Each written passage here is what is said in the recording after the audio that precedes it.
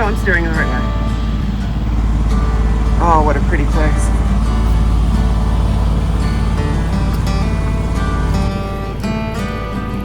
They're hoppin' nose. What?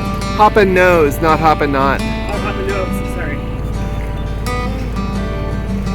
Yep, Rip Van Winkle Bridge. Catskill, New York. Grandma was bringing her babies by the boat. Got a bit of bread, so I gave them to them. It was really cute. They are really, really cute.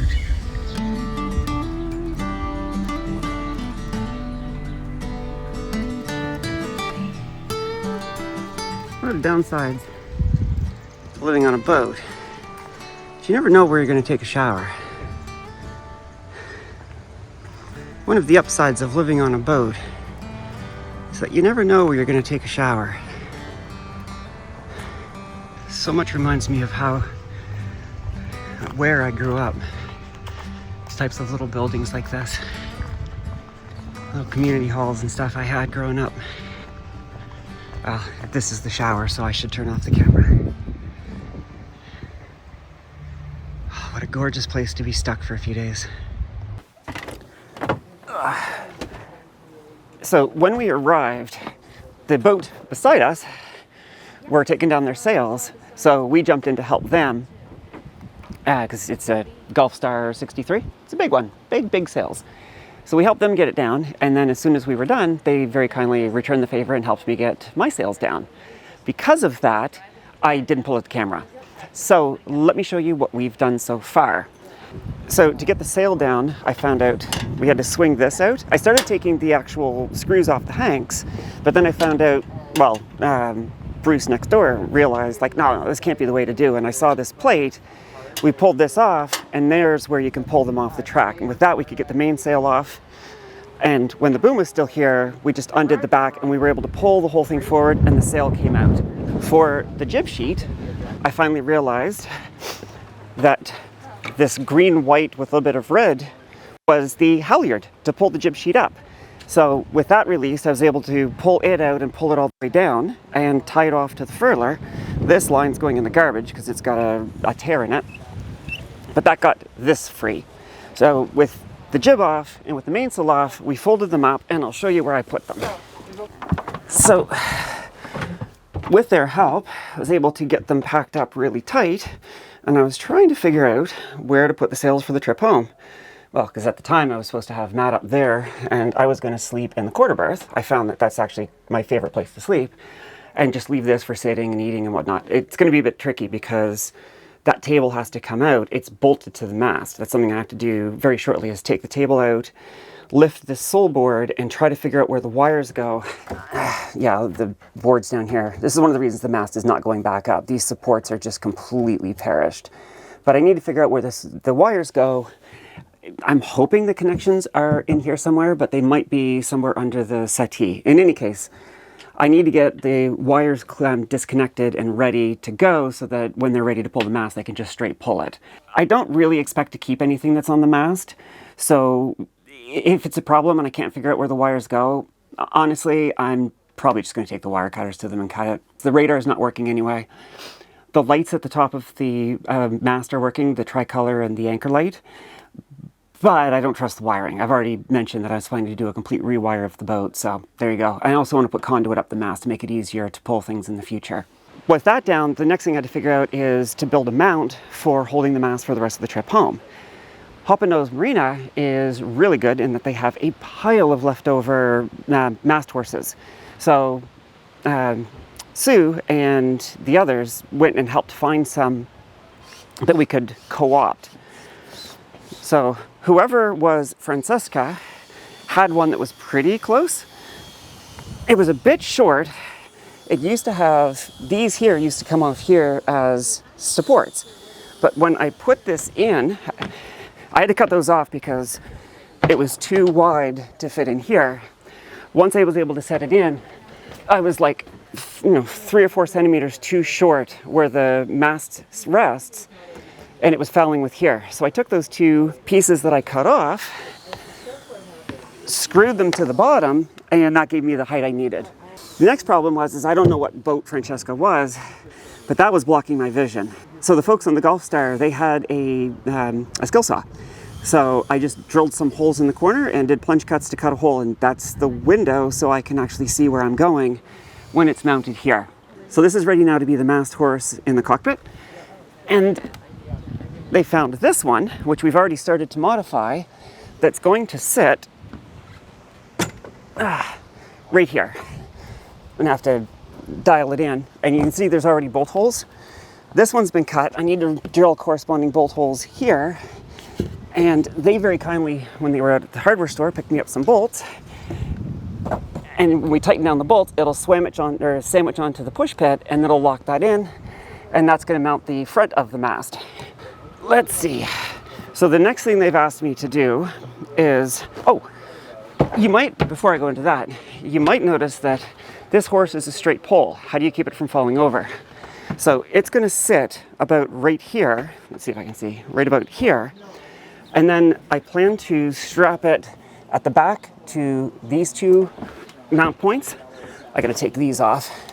I gotta pop those off, get that off. But then I also have mount points here for these leads, and those will become the front mounts. And I'll be able to make like an X pattern and obviously loop around the mast, and that should hold it nice and secure. Oh, I had to tape this up because I found out this little pin, I was sailing and it caught my ponytail and I couldn't move my head forward, and thankfully Sue was there and I'm like, free me please. So she got my hair untangled with this, and I taped it up so that I wouldn't catch on those cotter pins. So whenever I put the boat back together, I'm gonna have to make a little cover or something to help make sure that I don't get my hair caught in these in the future. Let's see, is there anything else? No, I'll try to get some video as I start pulling the pins. They asked me to make sure that I pull all of these pins out so that when they come on board to unstep the mast, they can just turn the turnbuckles and release everything. And yeah, just get everything I can ready so that they can pull the mast as quickly as possible.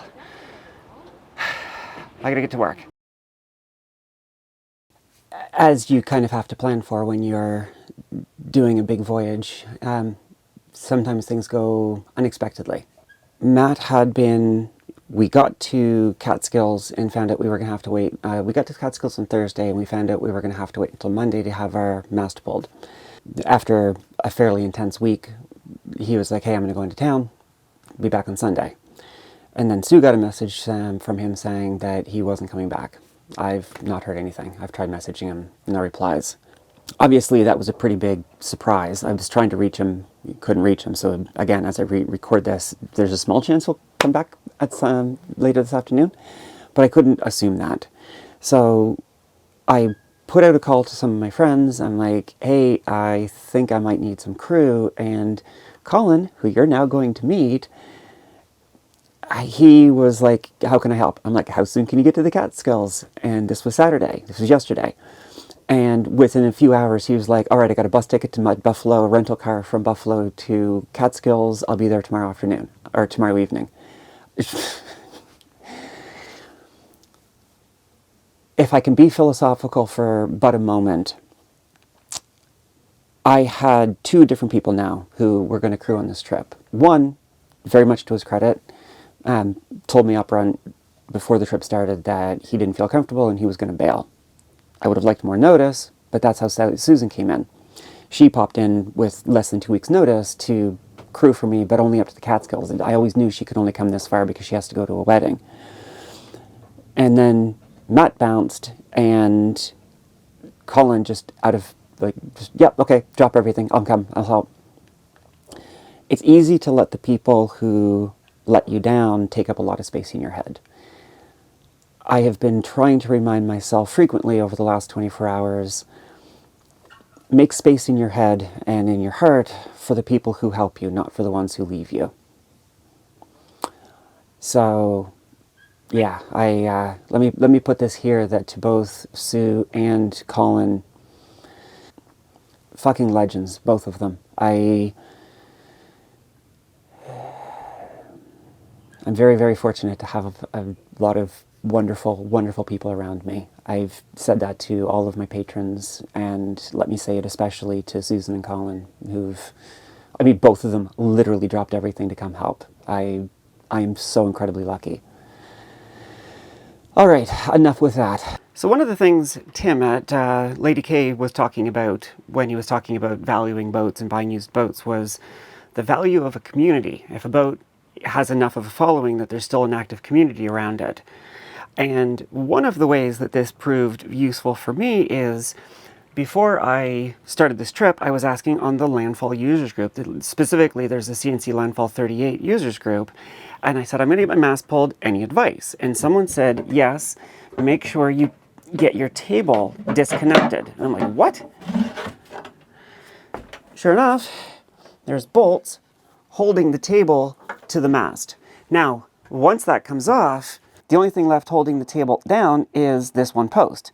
So really, I need to take the whole thing off. So I'm going to knock these bolts off and then see what it takes to get the table up. I'm not quite sure what this is, if it's just sitting on a post or what's going on here. But yeah, I need to disassemble the table and get it off. So I'm gonna get started with that. There we go. Okay, this one is stiff, which makes me worried that it's cross-threaded. Actually, it's already backed off enough. I wonder if I can use my drill. And the kit I bought, it had one of these, which is an absolutely silly little adapter that lets me put my standard 1/2" bits on there. Let's try that. Yeah, I'm pretty sure that was cross-threaded. I just felt the table drop. So that's going to be something I probably have to repair when I... Or is it just corrosion? The threads aren't... You know, it was steel into aluminum. I think the aluminum was corroded. Okay. Get this carpet out of the way.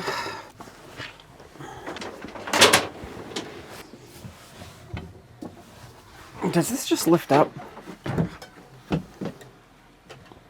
No, it definitely doesn't. Let's get this here undone.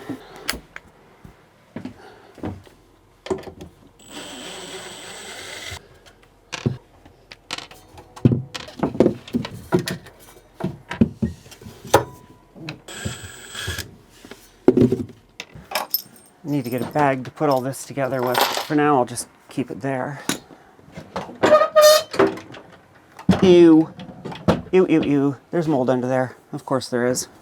Oh, a piece of hose. Not sure why there's a piece of hose, but there's a piece of hose. Oh, no, that isn't a piece of hose. That's the standoff that the bolt goes through. There's the other one. I have no idea what I'm going to do with the table for the trip home yet. But the first thing I want to do is hit this with Javex. Actually, no, it's not mold. It's just powder. Anyway, not quite sure what to do with this. I don't want it bashing around while we're sailing. I've already strapped the sails over there. I suppose if I turned it sideways, I'm losing a lot of space in the galley, but I think if I pull the sails out, put this in behind, and then put the sails up against it, I can strap everything in the galley. That might be what I do. I have really got to clean up in here. Get at least a little bit of cleaning up done here first.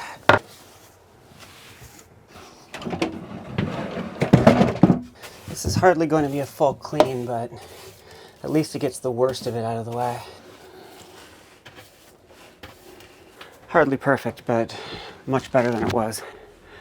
The kettle's about to do the song of its people, and then I am going to have a bite to eat, and then I'll start sorting this out. I don't think you need to watch me futz with this, so I'll bring you back and I'll show you what I've done. Alright, so hi, I'll show you what I did. This is going to be, obviously, a right pain in the ass to get in here, but I can get in here to the fridge, and I can get in here to do the dishes. The galley, though inconvenient, is still usable. I had to turn the table around because the leg, the screws are up here, and I don't have anything even close to long enough to get them out. So I turned it around and stuck the leg in this way so I don't bash my foot on this at some point. Now, I started looking at the wiring. You can see how perished the wood is. So these are the cables coming from the mast. All right, instead of trying to attack it here, I'm going to see if I can see the wires under here. All right. I'm taking this off in case. I'm hoping the wires come up this way and up into here and off, and there should be connectors in this area. Well, should be. I'm hoping that there's connectors in that area. Oh, let's just take this off and see what's back here. I've been curious about what's back here for a while anyway. I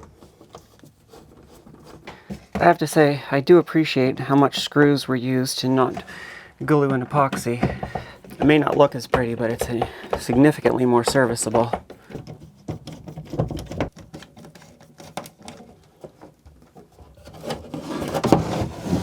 All right. What?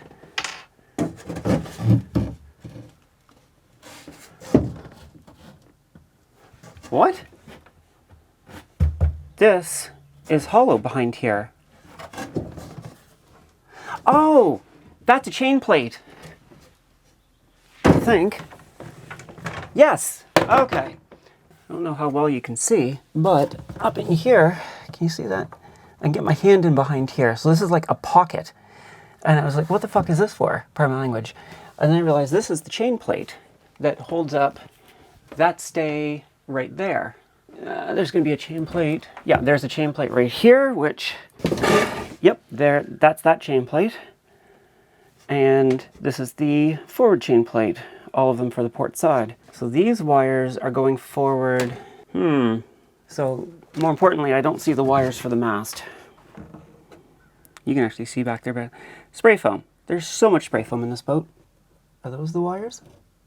All right, well, I think I have to take this off. Oh, there's another hatch there I didn't know about. 14 months I've owned the boat and I'm still finding hatches I didn't know I had. That one there. Oh, that's just plain storage. Oh my gosh, I have a distribution. Okay, I gotta show you this. I have like proper bus bars and stuff. Triax. Does this wiring come forward to here? I think it does. Yeah, this is the wiring to the mast. The question then becomes, if this is where I'm supposed to disconnect it, how do I get it from this corner to here? Do I take these two panels off and it runs through here maybe? Okay, before I take this off, I'm going to take these off. I suspect I'm replacing all of these screws. Obviously not now, after the trip. All right, let's see what's under here. Yes, there's all my wiring. Okay, which means, yeah, it's not going to be that hard to fish it from there. Okay, I'm starting to figure this out now. I mean, it makes sense that it shouldn't be silly. I know that looks really disgusting, and it is, but that's entirely cleanable. All right, so what I need to do, and I'm gonna go get my camera, is in the very off chance I decide to try to re-step the mast on the way home, I'm gonna take a picture of where all these wires go and then start disconnecting them. I think when I do re-step the mast, I might go into like those Deutsch connectors, I think they're called, where you can run a whole bunch of wires into a single connector or a couple different connectors and have quick disconnects, and I'll put them in here because they're waterproof, they're meant for cars. So I could put them all here and just go click, click, click, click, click. And well, then they would be fat and I wouldn't get them through here. Well, I'll figure out some way to do a better quick disconnect, because though this is disconnectable, it is not looking very quick disconnectable. All right, I'm going to work on that and turn off the cameras, again, trying to preserve card space. I will be back in a bit. All right, I started tracing these wires, and I realized some of them may not go up the mast. So I've been cutting all the zip ties, and what I've decided to do, I'm going to start pulling one at a time. I couldn't get that board off, so I just tied it off to the top. I'm going to use this to try to figure out which wires actually go up the mast. Oh, hello. I thought there was something blocking this here. This is the mast tip, by the way, which is aluminium and might be a source of problem. So far, what I can see, it's not great, but it's not bad either. That's one of the things I have to inspect, because sometimes if somebody threw like a battery or something in here, 'cause there's those holes up there, it can cause severe corrosion to this mast step, which spans a couple station frames. couple floors, sorry, not station frames. It spans a couple floors. Oh, this is going to be a lot easier. I could put the Deutsch connectors right here, or some sort of waterproof connector here for future pulls. Sweet. So yes, anyways, I'm going to work each one of these back. Come on. Come on. I'm going to work each one of these back and pull them out of that locker until I've got all of them free. I'd really hoped to have all of this done yesterday. I still have to go and pull all the pins. Should have done that first. Actually, maybe I should go do that now because I can do this after it gets dark. Yeah, I'm going to put the GoPro on and I'll go up and I'll start pulling some pins and I'll show you what that looks like. Now, the couple of cotter pins, I think that's what these are called, that I took off already. Can you see that? They cracked. I suspect these have been in for 20 years. So I'm going to try to save them, but I fully expect to have to replace them. So you can see how these pins go through the thread, and that helps prevent this from rotating. And this one here, that one stops things from rotating. This one, this pin punches out, so this cotter pin stops this from being able to retract. Split pins, maybe that's what these things are called. I can't remember exactly. There you go, and it comes out. I'm not going to pull it, but now this pin is ready to release. I put it in so that it's really quick to pull, just to stop it in case it tries to move during the night. For these pins, I'm not going to worry about these. There's no way that's going to unthread in one night. That's making a very weird sound. I'm sure it's completely normal, but for someone like me who's new to this, that is a very nerve-wracking sound. This backstay is probably under significant tension. There you go. So now I got that pin out. So I have to do that for all of this. Oh, there's pins down here I need to do as well. This one should be fine. This one definitely has to get done, but that's what I'm going to do all around the boat. And we'll get that done, and then we'll go back to pulling wires inside. I got all of the pins off, and the marina guy popped by just to check to see if we were all ready for tomorrow. And before I talked to him, after I last spoke to you, I ended up having a conversation with the other slip neighbor beside me, and we were just chatting about getting the boats ready for our mast pulls, and ended up, he's having transmission problems, and high tide is like 12, so he was really hoping to get out of here, because I think he said he can only do like 5 knots at best, and where we are, the tides are still pretty strong. So spoke to the harbor dude and spoke to him, and we've swapped places because I was here earlier, so I was supposed to be first thing in the morning. With Colin coming in, I would like to have another day here just to, I don't know if we'll stay the full day, but I don't want to be rushed out either. So I think what the new plan is, the boat beside me is going to go in my slot. That lets him get done and hopefully out when the tides are ideal for him and his weaker transmission. I will get pulled later in the day, which means I have a little bit more time to get things sorted, but more importantly, it means we can go do a provision run, let Colin get settled in. I got to put the boat back together, yada, yada, yada. So with that said, you can see that the shadows are getting longer, the day's getting on. So how about we get back to work? So this is the bundle of wire that I believe it's just strapped everywhere.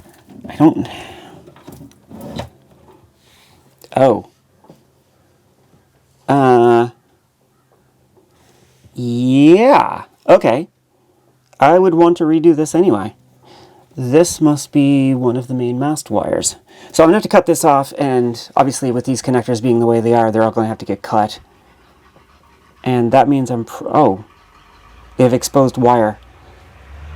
Yeah, this is why I'm rewiring the boat. So anyways, I'm going to have to cut all this off and make sure that it's safe so that if the breaker accidentally gets turned on, no big deal. I can't wait to get the bilge completely cleaned out. I know it won't stay clean, but it'd be nice to have it clean for at least a little bit. Ugh. Good Lord, that's a mess. Can you see that properly? That is a fucking mess. Alright, so this wire is still going to be underwater, so I am going to... Don't cut it all at once, because if you cut it all at once, you create a short. Let's cut this one at a time. I don't even know what system this is for. Okay, I can cut these small wires together because they are certainly just signal cables. Yeah, look at that. See, whoever did the butt splice, first of all, they used a hammer type where you put it in a vise and you smuck it, so it's not crushed evenly from all around. But they didn't run the shrink tubing, so everything's corroded back. I don't know who did this, but they did not do it well. Yeah, all of these wires are exposed. All right. Okay, so that, let's set this aside for now. Put this here. Okay. So that's 4 of 6 wires liberated, but I can't just put this back. I need to cut all these off and tape it up or do something to it. Where's the electrical tape? So all of these signal wires I don't care about. Those are just garbage. Now what I'm going to do is cut these at varying lengths, so as I tape them all up, the chances of any two connecting with each other is pretty slim. So this one has to be cut fairly far back because it's in horrible shape. I'll cut the black forward about 1 centimeter. And I'll cut the red in between the black and the white. And when I'm done all of this, I'm going to strap it up here so the water would have to get almost to the sole, which really, if the water gets to the sole, this is not my concern.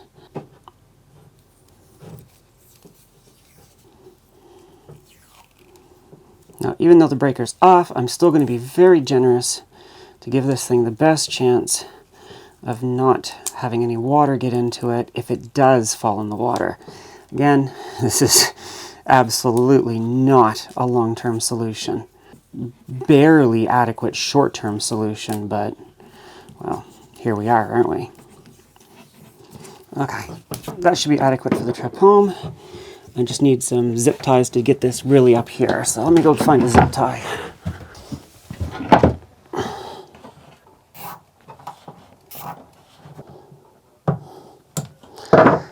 So, I don't know if you can see it, but I've got 2 more wires there, and I have no clue where they go. Oh, this one goes back into that locker. Is the other one by chance? No, that one goes somewhere else. Okay, so at least, ew, this is disgusting. Oh, God, this is gross. But I can see the bottom of the mast, and you know, it doesn't look that corroded. If the mast step is salvageable, that saves me a lot of money. Okay, so this one has to come out. I don't know if this is the light I was using, but it'll work. Really washes everything out, but that's okay. All right. Ugh, this is gross. There we go. The last wire is this big heavy white wire. I'm kind of thinking it's got to be the radio wire. Yes, it is. Okay, sweet. The last wire is in there as well. Does that make it easier for you to see? I'm trying to figure out a way to light it so that you can see it and I can see it. There we go. Wow, it goes to this tiny, tiny little coaxial to this really big coaxial. Not quite sure why. Oh, it goes through some sort of adapter? Oh, there we go. Oh, this is a lot better lighting. I forgot when I was working on the gasket, I set up studio lighting in the boat. This is much brighter now. I almost certainly had to do this one last because it's got such a big barrel. I had to clear all the wires out of that passageway, so I had enough space to get that barrel through the hole. Oh yeah, that just fits through on its own. Right, that should be the last of the wiring for the mast liberated. Let's confirm that. Yep, there we go. So now I gotta coil these up so that they can go up through the mast. Ugh, gross. So while I was talking to the marina guy here, he saw my boat and then he showed me his. entirely platonic. He had a 76 Pearson 33, I think it was. I was showing him how old some of the gear was on my boat, and he mentioned that he thought the radar was from probably 2006, 2007, something like that, because of the wheel that's on it. When I was looking at the Garmin that I was trying to pull out of the pedestals, the Garmin that was there looked to be from about 2007. And one of the stories I was hearing from some folks on the marina was that the previous owner had tried to make a run to, I think, Bermuda, and things went really bad. I think he ended up grounding the boat, I think, at one point. Anyways, I'm starting to think if most of the kit was from like 2006, 2007, 2008 era, that's probably when he did the Bermuda run. I'm saying Bermuda, it could be somewhere else. I wonder if he changed the gear on the boat for that trip. The trip went bad, he came back and he parked it and he never moved it again. If that's the case, then that puts a date on when this boat was last really serviced or used, say 2008. If that's true, being 2023 now, that puts this at 15 years. So I think I can educatedly guess that this boat sat for 15 years. Oh, I cannot wait to go get cleaned up. This is so disgusting. I was talking to somebody too, I don't know who it was, but they were saying, oh, it was the neighbors next door, Bruce. Their grounding plate has a whole bunch of holes drilled into it, which he said apparently made it the equivalent of a much larger grounding plate, which kind of makes sense if it's all about surface area contact with the water when it comes to being able to let the angry pixies get out. So that's something I'm gonna have to do some more looking into to see if Swiss cheesing a grounding plate makes it more efficient. And rip through this roll of tape pretty fast. All right, now I can start putting the boat back together after I go wash my hands. Morning. So I don't remember where I was when I finished recording yesterday because I was getting stuff done and then Colin showed up and then we ended up going out for a bite to eat and getting him settled in and yada, yada, yada. So I have a bit more work to do today before the mast gets unstepped. I'm going to show you where I left off and then what I've got left for today. I realize I've got bolts that go right through the mast, so I have to pull these off. I'm not really sure how they're connected up here in the, above the mast. Let me see, can I actually pop this open? There's like a boot at the bottom of the mast to keep the water out. So I gotta get these off, and then I'm assuming those rods that I saw, oh, this boot's gonna be shot, I'm gonna have to replace it. Anyways, I'm assuming those rods that I saw are somehow mounted up here. So let me get a screwdriver and get these off. Hey, puppers. Let's go say hi to the neighbor's pups. Hello. Oh. Hello. Gonna come over and say hi?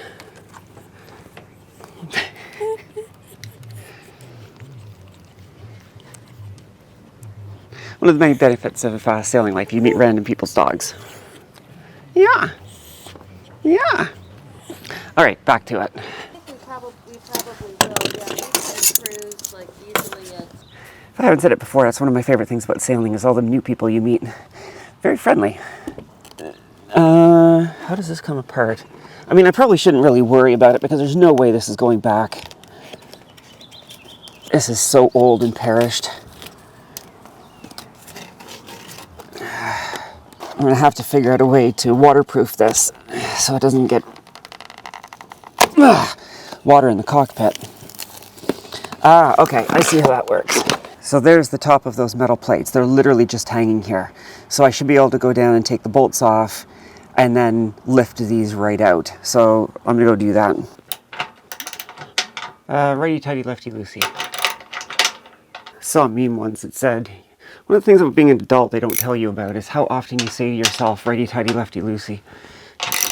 Damned if that isn't true. Sorry, the light from the hatchback here is kind of washing out the camera, isn't it? There we go, that's slightly less washed out.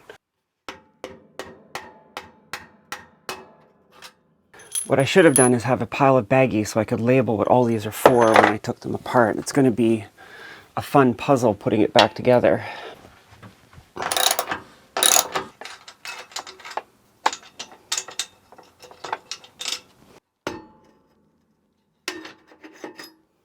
Let's go back up.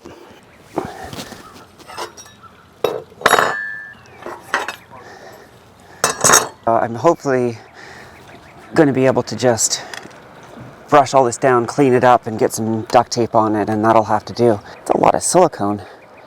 Well, I'll get all that cleaned up. Oh! He siliconed in here to keep the water from running down the channel. Anyways, it'll all get cleaned up later. Until I can put these back in, at least I'll put this back together as an assembly. Make it a bit more likely that I'll remember what it was for. Alright, I think, unless there's anything else I've forgotten, that should be it. When they start to lift it, oh, those supports are just going to fall out. Well, anyway, I'm really, really curious, once the mast is out, to see what condition the mast step is in. Colin has only got 9 days. I'm assuming today's one of them, so that's 8 days. Actually, let me sit for a minute. Getting back to what I was mentioning about Colin only having 9 days, that is leaning me now very heavily towards not taking the Erie Canal and the Welland Canal, and instead going up after Oneida up to Oswego and staying in Lake Ontario. If I am in the lake and I lose Colin, by that point, I think I'll be pretty comfortable single-handing it.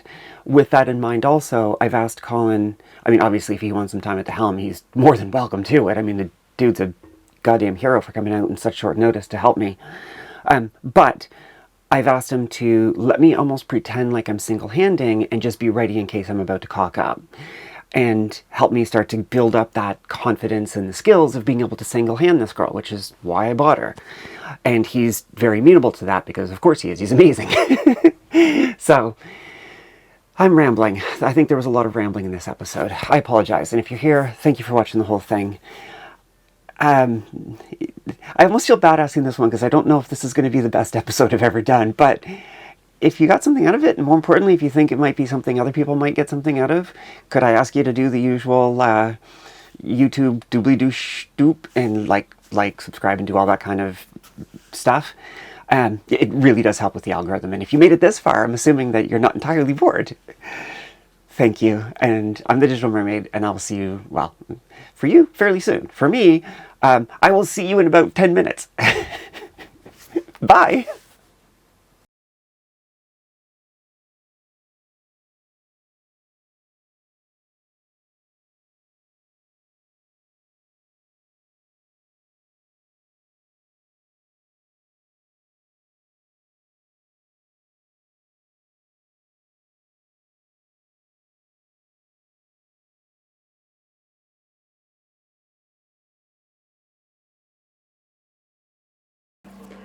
Alright, we're free to come up. The aluminum at the bottom is in great shape. I think I got lucky. You can tell by this. It's not Are we okay Well, down there? We're Yep. good. We're good. Okay, coming up. Power up. These Power. 2 feet power. 2 feet. Power up.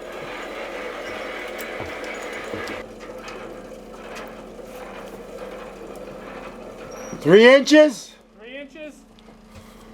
And we'll be out. 3 inches? Yep.